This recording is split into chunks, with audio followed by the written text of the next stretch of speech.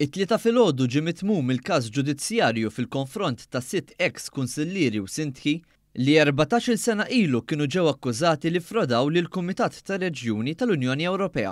Dan hekk kif il-qorti rrifjutat l-appelli li l-Avukat Ġenerali kien ressaq 3 snin ilu wara l-ewwel sentenza li ħelset minn kull akkuża lil Claudetta Bella Baldacchino, Michael Cohen, Noel Formosa, Doris Borch, Joe Borch u Alessandro Oreste mill-Assoċjazzjoni Kunsilli Lokali.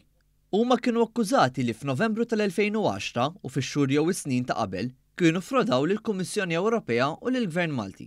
Dak iż-żmien, l-Uffiċċju Ewropew ta' kontra l-Frodi, l-Olaf, kien qal li seta' kien hemm xi irregolaritajiet mid-delegazzjoni Maltija fit-talbiet għal ħlas lura fuq biljetti tal-ivvjaġġar għas-snin 2004-2007, f'somma li tlaħħaq madwar 96,000 euro.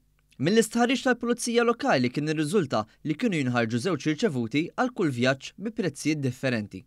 Iżda fil-qorti, mill-provi li tresqu, il-Maġistrat Josette De Micoli kienet ikkonkludiet li l-każ kien xeneġġjata u lliberat lill-akkużati fl-2021.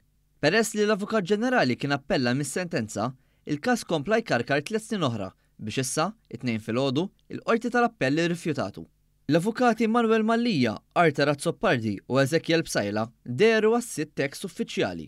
F'messaġġ fuq il-midja soċjali, sodisfatt tal-aħħar bid-deċiżjoni mill-qorti, l-eks membru parlamentari Ewropew Bella Baldacchino tellet ritratt ma' 4 mill-kollegi fil-każ, waqt li kkummentat li għall-aħħar 14-il sena iltaqgħu kważi kull xahar għal kafè b'referenza s-seduti li kienet jkollhom regolarment fil-qorti.